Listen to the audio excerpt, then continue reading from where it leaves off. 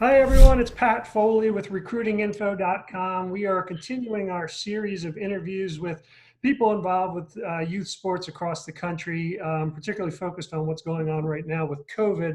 And I'm really excited about our guest today. We have Paul Goldstein, who is the head men's tennis coach at Stanford University, who's going to give us some color as to what's going on right now in the world of tennis and particularly collegiate tennis. Paul, I am always kind of in awe of Stanford University. It's obviously one of the most prestigious universities in the country, but also as someone who's involved in the business world and the entrepreneurial world, it's such a hotbed of creativity and entrepreneurial activity. So I guess my first question is tell us a little bit about your background and first of all in sports, and then how you ended up being the tennis coach at Stanford. Well, first, Pat, thanks for having me on, and it's great to be with you. And congrats on your successes with the site. Background for me: I grew up just outside of Washington D.C. and was a junior, was a athlete growing up. Had two older brothers who both were strong athletes, not necessarily tennis players, but athletes. I think I sort of got some competitive drive just trying to keep up with them and no A lot matter of the times it's sport. the younger brother, right? Yeah, absolutely. I was the youngest of three. And Cool. then, played multiple sports, but tennis just sort of was going perhaps a little bit better relative to some of the other sports and kept at it and was fortunate enough to have a pretty solid sort of junior tennis career. Went to a strong high school in Washington, D.C., and so was always sort of balancing my academics with my athletics. I was fortunate enough to attend Stanford and had an incredible, really incredible 4-year run at school, both on the tennis court as well as in the classroom, academically, socially. Met some of my best friends in the world, both on the team as well as off the team. I'd be remiss if I didn't mention today Mike and Bob Bryan. These wonderful tennis players are the best doubles team of all time. Have announced their retirement today, and they were teammates of mine for 2 years. So I think very fondly of my time in tennis. I think very fondly of my friendships with Mike and Bob, for example. My classmates and I became the first class in college tennis history to win 4 consecutive NCAA championships on the men's side. So that was really neat. Was fortunate enough to graduate Stanford and then have a 10-year professional tennis career, which took me to 6 of the 7 continents to compete, and all the Grand Slams, and just had a really good, fascinating run on tour. And then you mentioned sort of the entrepreneurial spirit and being around Silicon Valley, and to me one of the sort of most neatest things about that Stanford experience was I played tennis for 10 years professionally, and I'm 31 years old, and my only sort of professional experience is chasing a little yellow ball around a court 72 feet wide or long. But because of sort of that Stanford connection, was able to or experience had opportunities outside the sport, and actually worked in Silicon Valley at an entrepreneurial firm in the clean energy space for 7 years, and was very happy doing that. And then the opportunity to return to my alma mater presented itself, and be back at Stanford, and was sort of threw my name in the hat, and someone made the mistake of pulling my name out of the hat. And so I've been fortunate enough to be at Stanford here the last 6 years and really enjoying it. That's awesome. That's great. Well, we're certainly talking at an interesting time. I mean, obviously, COVID in general has had such a tremendous impact on the world and on the economy, and also on sports. And even within the sort of microcosm of 2020, we're at another interesting inflection point. And I'll ask you to speak to how this has been playing out in tennis. But I can tell you how it's playing out in the youth sports world is that obviously in the spring, everything was shut down. There were no sports. And then we got into summer, and we saw some reopening. So my daughters play field hockey and lacrosse, and there was some some of that going on in the summer. There were tournaments, there was practicing, and we saw this with a lot of sports. The program that I helped run, our soccer kids were training in the late summer. So really from July through August, it seems like things were starting to kick back into gear, which was great. I think it was really, really great to see kids out there competing again, and I think it's really good for them mentally to been back out there with their friends. But now we're entering the school year again, and of course we're seeing another real shift happening at the college level, and then also at the high school level, where there's concern. In Pennsylvania, for example, the governor has recommended that sports be shut down until the end of the year, and a lot of the high schools are following that. Some of the club sports are not. They're still doing practices, but we're going as the path of the COVID sort of spiked, got quiet, spiked again. The sports are doing the opposite. What have you seen? What has been the path for tennis this year? Well, it's been said any number of ways. We're certainly living through an unprecedented time, and collegiate athletics is, so many industries, so many businesses are impacted, and collegiate athletics is no different, and in some ways uniquely impacted. Mm-hmm. Tennis is in a somewhat of a unique space in that our sport is considered a low-risk sport from the standpoint of once you're on the field or court competing, because there's physical distancing naturally, especially in singles, and able to maintain sort of some of those safety protocols that are required. So even in a county like ours, and it's outdoors typically, so in a county like ours, you're allowed right now to sort of be across the net from one another and Mm-hmm. play singles. To go back a little bit, certainly we were shut down in March along with everybody else, and really we're completely shut down for a period of time. The sport started to come back sort of mid to late summer. Mm-hmm. With some competition, just this week actually, the professional tennis started to come back around the world. I think the challenge with tennis is almost less so when you're actually on the tennis court playing, and more traveling to get there. So from some of the professional sports, the amount of travel between, really tricky, but the events that are going on locally or the events that are going on so far have mostly been local, and I haven't been to any, but everything I hear is everyone's following the protocols. Mm-hmm. So there's been some competition. I think many people have been able to train by maintaining sort of the safety protocols. And so from that standpoint, there's probably been a little bit more activity with respect to tennis than many other sports, just by the nature of the sport. The professional tennis going on now in New York, which is starting with this tournament in Cincinnati, typically in Cincinnati, they're doing it at the US Open in New York, followed immediately by New York, and they're creating a bubble there.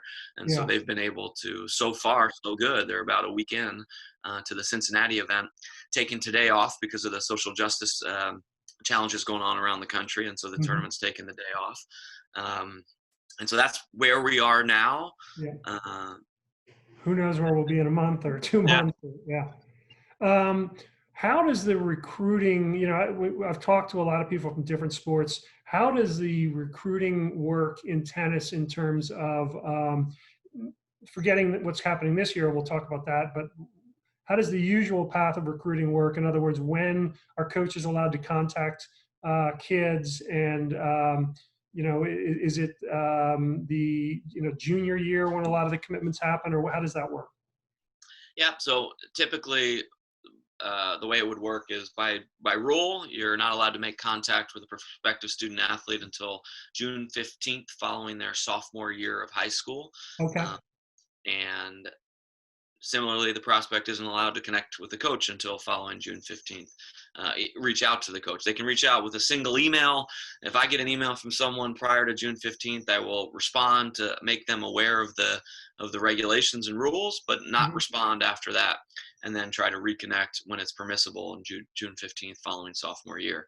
I would say in our sport, oftentimes, uh, in a normal year, official visits to campus would happen now, maybe fall or spring of junior year, and many sort of commitments occur during that junior year cycle. I would Mhm. think more often than not towards the end of that junior year Okay. cycle. Different for different places, but I think on average, you're seeing spring of junior year, if not into summer of junior year. And there's been no adjustment to that time frame with COVID. We're still kind of, Well, this year is very. This year feels very different.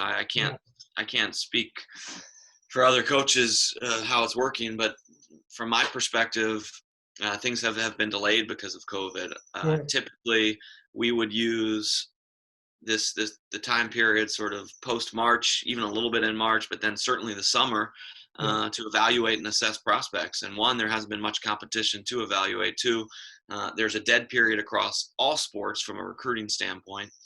Not just tennis, all sports. And what that means is no on-campus, no in-person uh, interaction is permitted. And Okay. so there's no off-campus evaluation. You're not allowed to go to a tournament and watch. Not allowed to go to a showcase and watch. Coaches have to stay. Aren't allowed to travel. Uh, Prospective student athletes are not allowed on campus right now at all. And so the only permissible recruiting activity that can occur right now is phone calls, text messages, that kind of thing. Watching videos, I guess, and Yeah, you can watch videos, sure. yeah, Emails, yeah, uh, and so that's permitted, but no, can't visit campuses, and you can't evaluate a prospect in person, which is sort right. of the most important part of the evaluation process. Yeah, And sure. so for us, I can say things have certainly gotten delayed a fair amount Is it, because of that. is it, uh, I guess with tennis, like the other sports, you can now have an extra year of eligibility. Do you think that's going to be a big factor with maybe kids sticking around for a fifth year? It's a really big factor. And so just to back up, all spring sports that were canceled in the fall, all those athletes were given an additional year of eligibility, and so Hmm. tennis is one of them. Yeah. And so actually just recently now, the fall sports for this year, not for spring of 20 but for fall of 20, um, are all given another year of eligibility as well, including if football, for example, is a fall sport, including if there is spring football. Even if you play spring football, you are given another year of eligibility. Women's volleyball, for example, men's and women's soccer, all those athletes are given another year of eligibility, even if we do get competition in the spring of 21. That is really a complicating factor in the recruiting process because, you know, uh, for me, I thought that I had 4 guys graduating potentially, June 4 new of slots. Yeah. 2021. And I don't know for sure. I mean, they're going to graduate, but I don't know for sure whether or not they're going to come back yet. And so I don't Mhm. know what my roster is going to look like. There's more uncertainty there. And Sure. so, I feel for the prospective student athletes in high school, particularly those who are rising seniors right now, the Yeah. amount of uncertainty that collegiate coaches have with respect to their roster is certainly impacting, I think, how they are interacting and how they are recruiting. And the first class to be really adversely impacted by that, I believe, are these rising seniors right now, Sure. in particular for the spring sports, because those are the ones given the extra year of eligibility. Yeah. Uh, and now I suppose it will be the case for the fall sports as well. So there's just a greater level of uncertainty. And then Absolutely. you add on top of that the financial constraints that all these athletic departments are going through right now as a result of COVID, and even more so now that we're losing fall football in many Yeah. conferences, not necessarily all. And so uh, Yeah. roster size could potentially be impacted by something like that. It's I mean, uncertainty is the key word, but it almost feels like uh,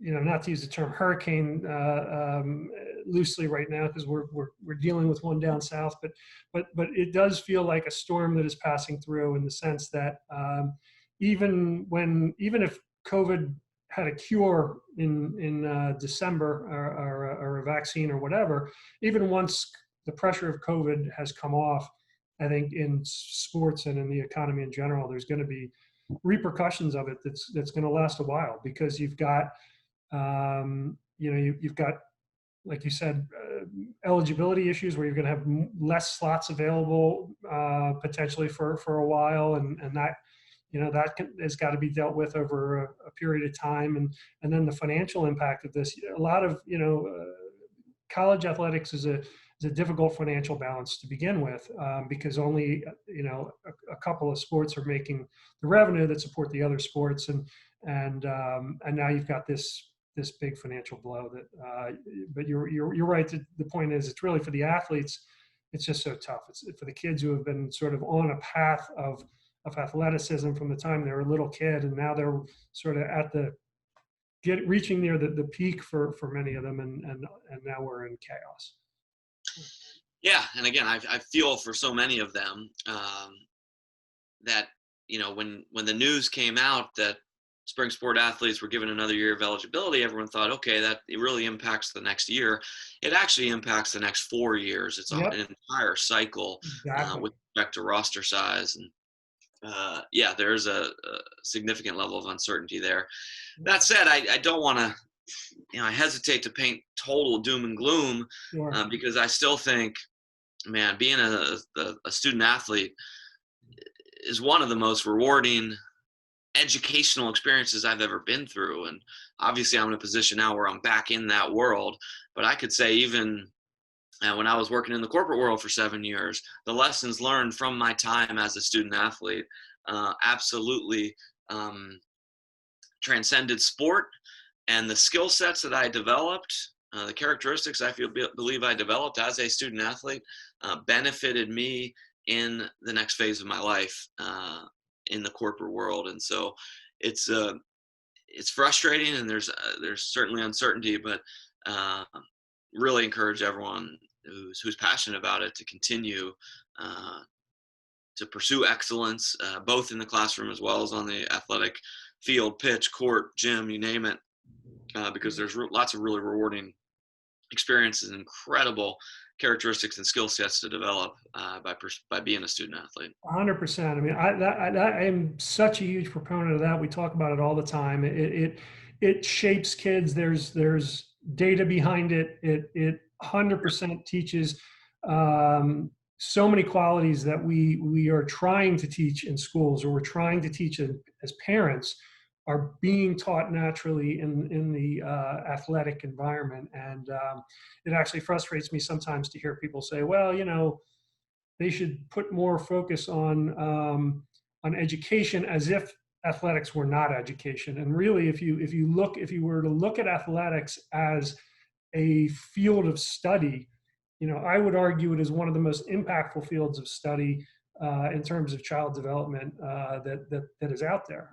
So I do wish it was perceived a little bit more that way, as actually part of the educational process, not apart from the educational process.